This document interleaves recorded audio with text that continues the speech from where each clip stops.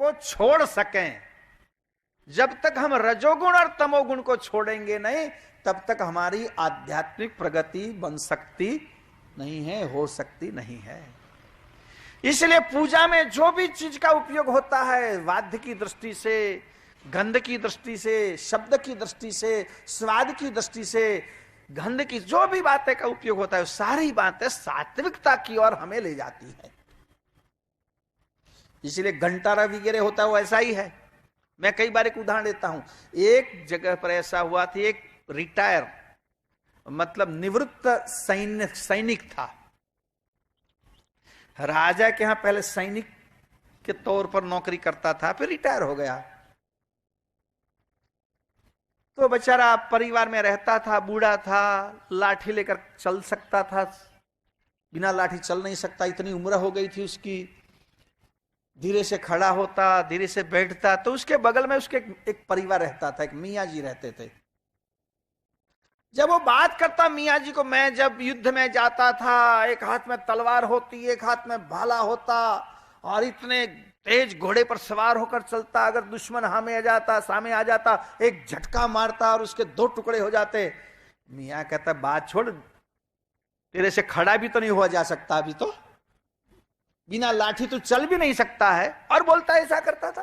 भाई वो जवानी थी, उस समय शरीर में ताकत थी, और उस समय सारा माहौल ऐसा दिखाई देता था कि माहौल देखने से ही अपने आप में शौरातन आ जाता था। माहौल से ऐसे दंदू भी बसते थे, ऐसे शौर्य के गीत चारण और भाट गाते थे, जिससे शौर्य आ जाता था। उसने कहा, भाई तेरे में तो कितने भी गीत गाओ शौर्य के, कितने वाद्य बजे, लेकिन मुझे नहीं लगता कि तेरे में कोई शौर्य आता होगा। उसने, भाई तब तू क्यों मजाक करता है, अब मैं कैसे तुझे समझाऊं। लेकिन एक दिन ऐसा हुआ कि उस राज्य पर दूसरे राजा ने आक्रमण किया, और उसके पास सैन्य ज्यादा था, वो बड़ा था। इधर राजा ने सबसे कहलवा दिया कि भूतपूर्व सैनिक भी आ जाएं, मैन पावर ज्यादा चाहिए, जिसके हाथ में जो शस्त्र लेके आ जाए, देश की रक्षा करनी है, स्वतंत्र की रक्षा करनी है।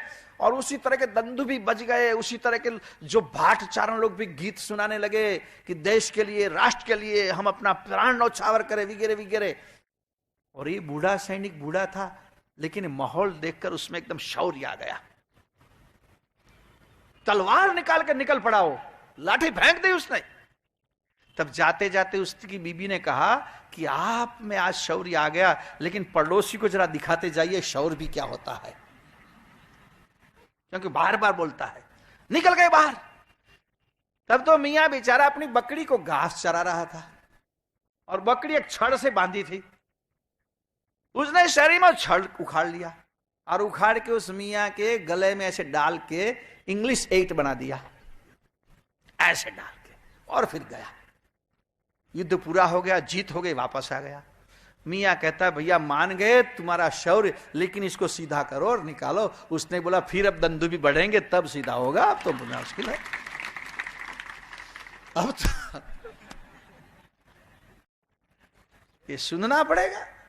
तो शब्द जो है सात्विक भी होता है, राजसी भी होता है, और तामसी भी होता है।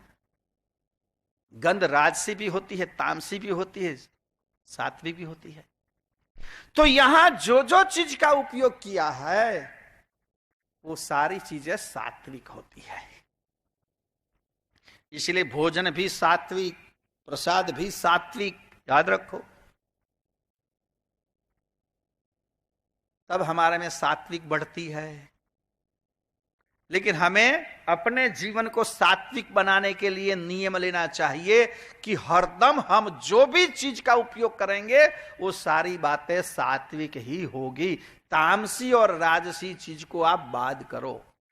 तामसी राजसी दृश्य देखना नहीं, तामसी राजसी बात सुननी नहीं, तामसी राजसी भोजन लेना नहीं, तामसी राजसी गंध का भी प्रयोग करना नहीं।